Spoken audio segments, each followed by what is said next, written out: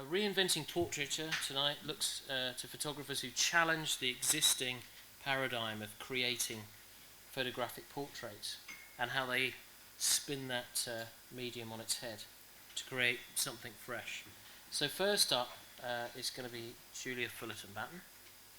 And Julia is well known for her portrayal of female adolescents in the fine art world. With her camera, she portrays her observations of the different stages and life situations of teenage girls and how they transition to womanhood. In addition to her extensive portfolio of fine art, Julia shoots for a range of advertising and editorial clients. She has won a prolific number of awards, and her images have been hung in prominent galleries around the world, including the National Portrait Gallery. So, welcome, Julia.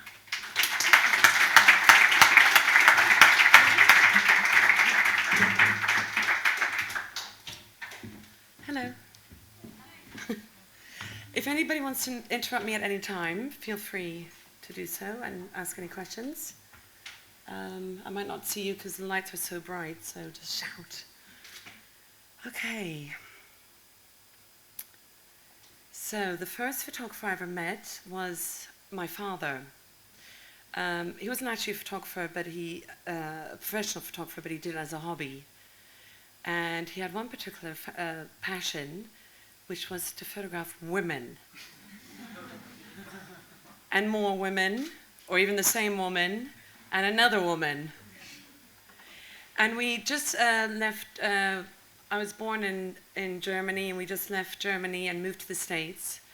And of course he was very excited to be, in the 1970s, the whole fashion was kind of knickers, mini skirts, braless tops, nipples and knickers everywhere.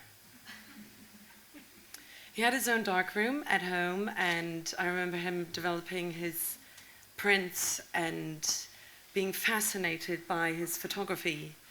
I'm not even sure this woman is actually wearing any underwear at all. I had to look at it and zoom in closer earlier. I was like, is she wearing anything?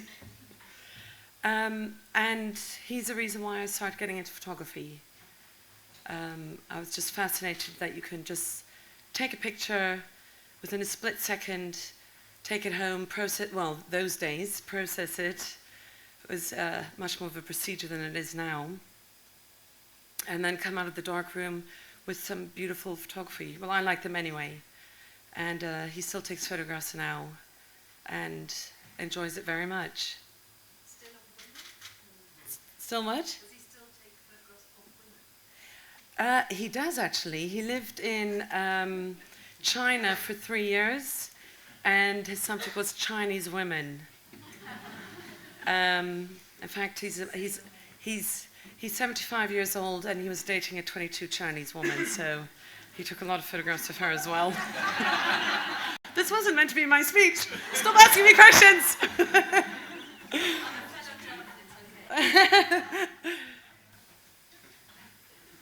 And then, of course, he photographed us as well. I took some images out because this talk is only 20 minutes, but there were many more. I feel like we looked like out of The Sound of Music because we were wearing dirndls and lederhosen and in America. So I laugh at these images now. Guess. I'm the blonde one. So then I started taking photographs, anything. Just capturing life around me whenever I was traveling with my boyfriend at the time, who's now my husband, also a photographer. And we'd go to different places. For example, this was shot in New Zealand, and I would just chat up some kids and say, come on, stand on the trampoline for me, jump up and down, and I'll shoot you from underneath. And I was assisting at the same time for 5 years, many different photographers, one of them being Tim McPherson, who's here tonight. And I was assisting loads and loads of different people, and always making loads of notes. I'd magic away unwanted Polaroids, sneak them into my bag, and rush home. And I don't know if Tim knows this, and kind of make notes of the day. And I carried on photographing anything, even pubic hairs on a bar of soap. And I slowly entered the, after 5 years, I kind of had enough because it was hard work, and I entered the Assistance Awards in 1998. And I got the front cover and different images in the book. And through that, I got a German agent, and that got me kick-started in being an advertising photographer. And I started slowly shooting commissions, which meant I can stop assisting, which was quite nice after 5 years. So I know what these guys feel like. And then I got a little bit frustrated with advertising pretty quickly, only because art directors would say, right, here's a brief, here's a layout, shoot it in your style, and the client would go, no, no, no, but we need happy people, and we need sunlight, and it needs to be all lifestyle-y. So I'm still doing advertising, but I started shooting my own project, which was in 2004, which is Teenage Stories.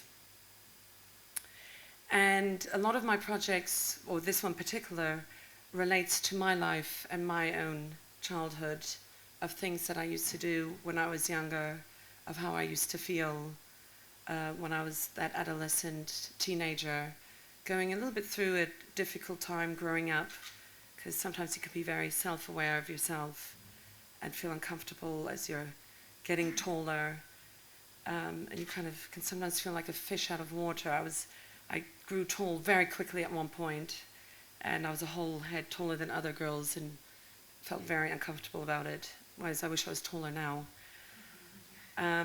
So some people think that I comped these images together, or that I shot the girls in a studio, or that I model made the sets, which would have cost me a fortune. But they're actually shot in model villages that you can go and visit and learn about the history of a certain place. So I shot this in a place called Babbicombe in Devon, and Tenerife, and Brussels. And when I was 10 years old, we got a baby brother, so I had to look after him, especially when my parents got divorced. My father, which was quite unusual at the time, got custody over us children and took us back to England. And my mother went with her boyfriend to Austria. So suddenly I was the mother figure for my little brother at quite a young age. And I used to go hitchhiking after school. I'd save my pocket money and go hitchhiking, which was quite common then in Germany, until one day a bus stopped, gave me a lift, and the bus driver tried to persuade me to go home with him. Oh, my mum will cook you a lovely meal. It's okay, I've got my own mum. Or not my mum, my wife, I mean. And he carried on driving, and I said, you have to let me out now. And that was the last time I hitchhiked, because I had to walk back miles. And I used to sneak out at night, like probably most teenagers do, and go partying without my parents knowing. We used to get fresh milk from the milkman. So all these images relate to my life, but I kind of tell it in a different way. For example, this one, my sister had a small bike accident in an island we used to go visiting in Germany called Bochum, and she just fell off her bike. So I exaggerate my stories as well. And then the next series I shot was In Between. And that's in between the life of being a teenager to becoming a woman. And there's always something slightly dramatic happening at the same time. So in each image, there's something breaking or falling, because life was not so easy. I very carefully cast these girls who had to have the inner core strength to just hoist themselves up in the air and at the same time look quite effortless with their expressions. And again, a lot of people think that they're shot with harnesses or comped together in Photoshop, but they're all shot on location for real with very fast flash. And this was the first time I also shot digitally. Beforehand I was shooting 5:4 film, which is sheets of film, very slow process. And I don't think I could have done this on 5:4 film because it would have been, I wouldn't have known if I got the shot. I had to shoot many exposures over and over again to make sure that I definitely got it. On some of them, I have cheated a bit, where this girl, for example, is falling on a mattress. So I photographed the background separately and then comped the two together. But this one is actually jumping on a wall, and she didn't find it too hard. And this girl has obviously got a mattress underneath her.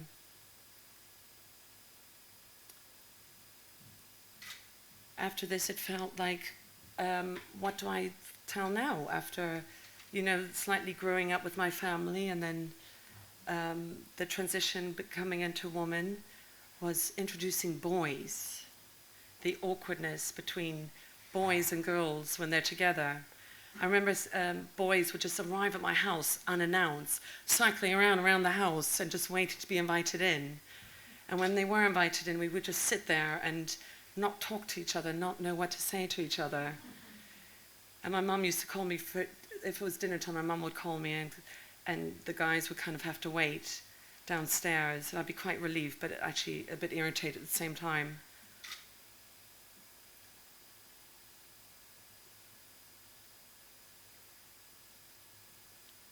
This happened on a regular basis, that we would just sit around and avoid eye contact with each other. So that was the awkwardness between all of us, and it happens at home and at school and in the park and in the garden and between many groups.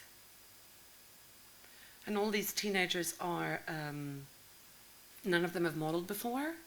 So they're all street cast, which means that they were didn't really know how to react in front of the camera.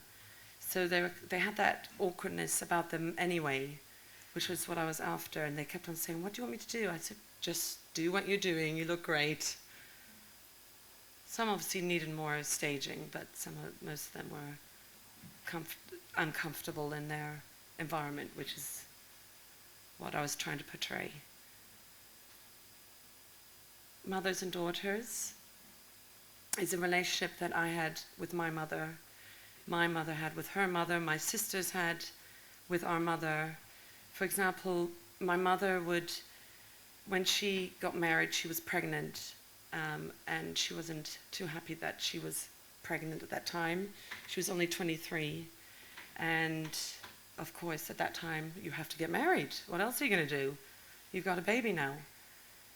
So this is trying to portray my mother with her mother. Obviously they didn't look like that. This is all acted. And the mother being at home alone with the baby while the father is out working. My mother always forced me to play the piano, even though I didn't want to. She didn't like one of my friends, so whenever my friend came to visit, she would say that I had to play the piano now for half an hour. My friend would sit there and have to wait for me to play the piano, and she always did, every single day. So that had to be one of my stories. And when we lived in America, of course, we went trick-or-treating. My mother brought us up in a very healthy way. It was all freshly squeezed juices every day and homemade bread. And when it came to trick-or-treating, she would take all the sweets away from us. And my dad would get the Mars bars, and I don't actually know what happened to all the other sweets. And whenever kids came to our house, she would give them apples, and they used to call her the witch. My mum always made a big fuss when we had parties. It was always such a big deal for us. Actually, it still is now. Now that I'm 43, it's like, it's my birthday. And this is the after the party. It's kind of, it's another big event. And then as we were growing up and being teenagers, my mother would start, I think, looking at her reflection and questioning her own identity and her life. Where is she going with her life? Because she was a housewife, and she always said to me, I don't want to be a housewife anymore, but she was. But she fell in love with a different man, and that's when my parents got divorced. She got very frustrated, doing the housework every day. So I grew up knowing I don't just want to be a mother and a housewife. So I made sure that whatever I do, it's got to go somewhere. But we were very close, even though it might sound I was talking about her negatively. We were very close. We sit in my bedroom and spent hours chatting about my insecurities or life in general. She was always very controlling, even now when I was getting older. She would always try and control us to dress nicer and brush our hair and do things.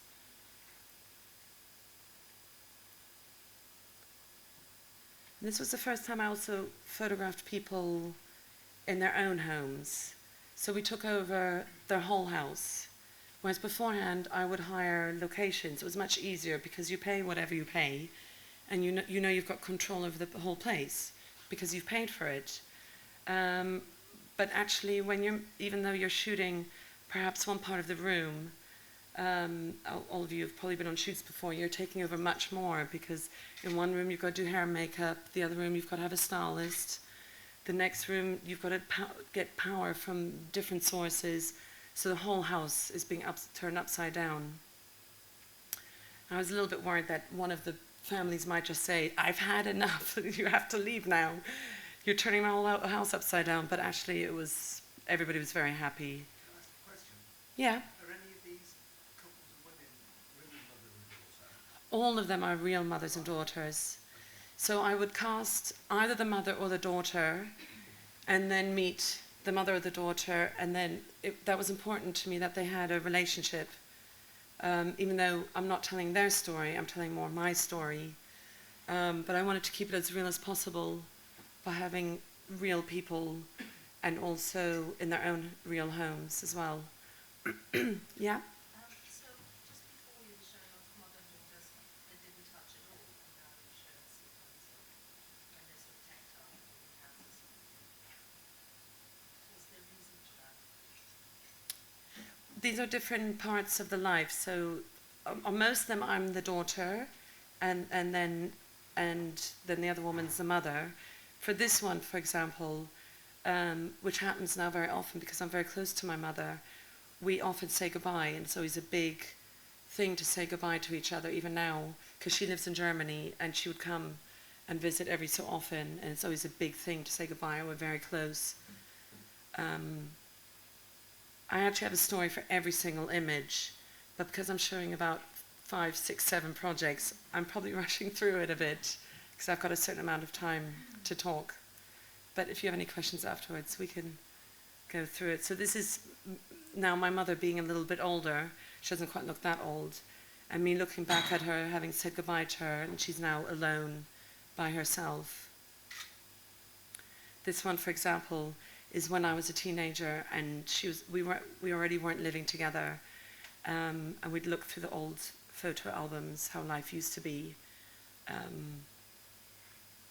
because it was a big traumatic time for us that we all split up in a way, or us children lost our mother because we only saw her once, twice a year.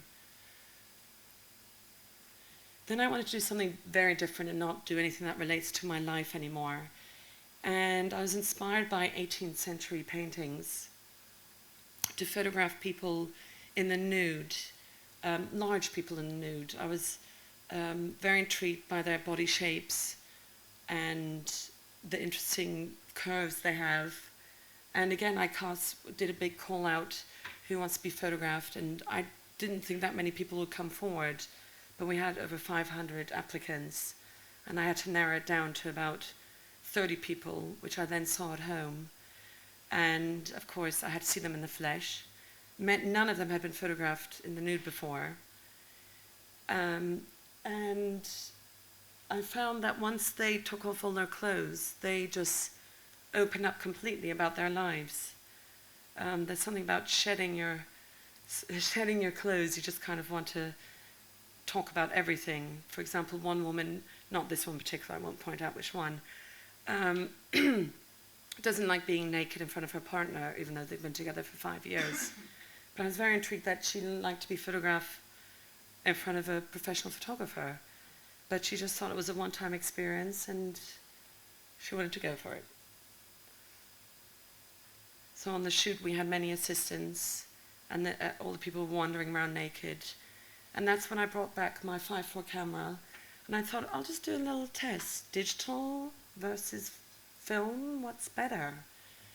And I thought it would be film, and it was actually, I thought the digital, I don't know if it's because I had a very, very good digital back, the phase 1 back.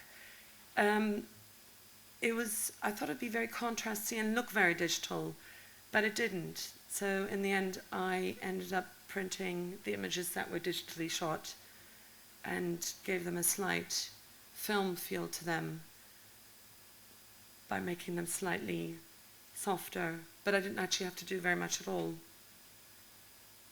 This girl, for example, is only 13 years old, and her mother was there, and that's when all the male assistants had to leave the room. Again, a 10-year-old boy was quite uncomfortable, but quite willing at the same time. All my projects take about 6 months to produce, because you have to have the thought process, go through the whole thought process, what you're trying to say, what you're trying to achieve, and then you start the whole casting. And I try and take a break after each project because they're very time consuming. Then in between I'm shooting advertising, and that takes time as well, so I have to put everything on hold. But I always question what it'd be like being a photographer, what it would be like being blind or suddenly turning blind. So I thought I would start looking for blind people. So that was my next project. And this time I interviewed them and questioned them what their life is like to be blind. Some of them were born blind, and many of them became blind later in life. This boy, for example, has a twin brother, and his brother's not blind, and he could play football every day and be much more active and spend more time with friends. But this particular boy has a lot of confidence. I went and visited them all in their homes to see how they live and listen to his story, or the parents would tell me. And he was amazing because he would collect all the Lego or give me a box full of Lego, and he would put it together really quickly with his little hands because he could all the other senses are so heightened when you're blind. What's the one thing that you do when you kiss? You close your eyes. This is also the first time I comped images together. I always try and avoid post-production or too much retouching. And I thought it made sense to photograph their background that relates to them and then photograph them in a studio, but make it look nearly real. For example, Richard became blind later in life. He's completely blind now and has a guide dog, but he still goes on a tandem bike, so on the back of somebody's bicycle, and cycles through the Farnham lanes every weekend. So I went to visit the lanes in Farnham and photographed that. This woman goes horse riding. I don't know how she does it. She wears a helmet, because obviously if you're going horse riding through the forest, you're getting smashed in the face. So there's someone always in front of her, but she's on her own on the horse, and she actually has no eyes at all. So she became allergic to penicillin, or she had a motorbike accident, and then she had an allergy to penicillin, and slowly her eyes dissolved. So her story was the most tragic, and she actually was crying a lot when I interviewed her. And she takes her eyes out at night, so they're only there for aesthetic reasons. Anna has an illness, I can't remember what it's called, I've written it down somewhere. She basically can't open her eyes, so when she does, she doesn't actually, her eyeballs kind of go in the back of her eyes. But that's all she knows. And when I ask people if they would swap their eyesight with anything else, you know, like lose their hearing or smells or any other senses or limb, they said that's all they're used to, so that's what they accept now. And that's what they've just become used to. Nala loves going swimming, so this was a different way of showing water. And this girl, Joy, goes on the same bus routine every day, the same bus that she did when she was, went to school when she was 6 years old. These boys obviously are albinos, and they were in the Paralympics. They didn't win, but they did extremely well. They have got some sight, so not all of these people are completely blind.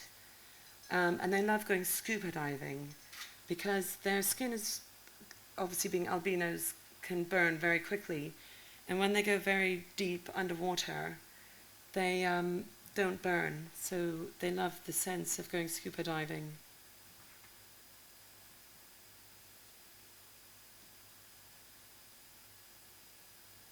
Roberto is from Italy, and when I asked the questions, what shall I associate you with? He always loved being by the sea and playing by the beaches and summer holidays and living near the sea. And he's lost his sight as well. I found some of the people, there's a restaurant, I can't remember what it's called, I don't know if anybody remembers, where you go in at night, or it's dark when you walk in. My sister went there on, that's it, yeah. And it's jet black when you walk in. And my sister went there, it was a surprise for her husband's 50th birthday, and she completely freaked out. After 2 minutes, she just had to leave. She was just panicking, hyperventilating, and he had to stay there with his guests without her. So it was a little bit of an odd present for them, for his 50th birthday, but anyway. I had an exhibition in Tokyo this year, and it was quite refreshing to approach my photography in a different way, a little bit like how I used to when I was an assistant.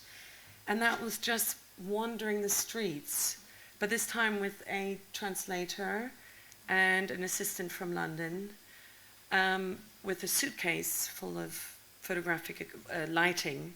So I wanted the street, I mean, Tokyo's, first of all, an amazing place to go and visit and photograph. I was only there for a short time, so I definitely have to go back again. And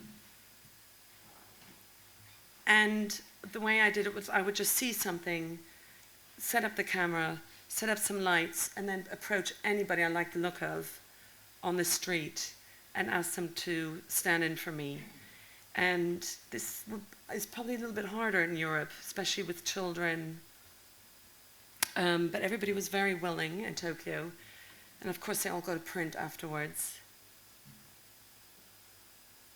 Sometimes, like this particular location, we didn't get permission to shoot there, and security came and asked us to leave. So that happened as well.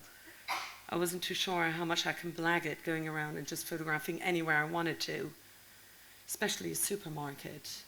So we had to speak to the manager, and he okayed it, but it would only take 10 minutes. But 2 hours later, we finally left.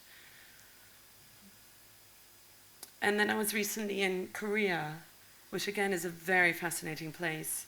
I had a show at the Gongdang Photo Festival. I gave a talk there, which was meant to be for an hour and a half, but I ended up having to talk for 3.5 hours. So I've got to be careful I don't get a little bit carried away here. And that was only because I was meant to talk for an hour and a half, and then they were meant to show their portfolio, but no one brought their portfolio. And the Korean said, well, they've paid for it now, so you've just got to make it last. The Koreans are, I don't know, has anybody been to Korea? Is there a Korean here? Okay. The Koreans are an interesting bunch. They take everything very literal. So when I actually showed them these images that I had just shot, but they weren't kind of the final images, they weren't too happy about them. And they felt that I was taking the piss out of their women, which of course I didn't mean to do at all, because these dresses that they're wearing are called handbook dresses, and they're a little bit like the traditional wedding dresses. They still wear them now. But I wanted to bring something very traditional to it, apart from just the dresses. So I wanted to show the modern location, traditional dresses, and then tell a story about their country. For example, gift ceremonies is a very big thing. But if something is wrapped in green paper, it means bad luck. So that's why they're kind of looking around it like horrified, and they don't dare touch it. Again, the rickshaw is obviously Japanese, and this is showing the invasion from Japan. Again, I think it was a little bit of a sensitive subject matter for them. And also the tug of war between North and South of Korea. It was monsoon season when I was there, which means it's 95% humidity. You're just perspiring with sweat. My poor assistant John was just dripping like crazy. And of course it rains the whole time.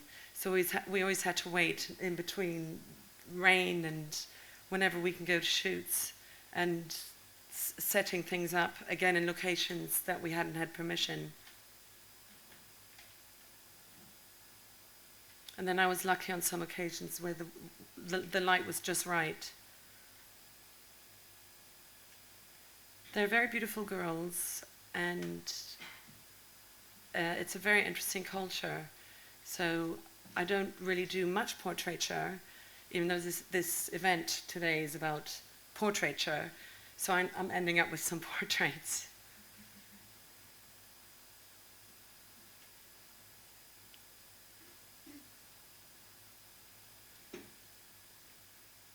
And that's me finished. Thank you.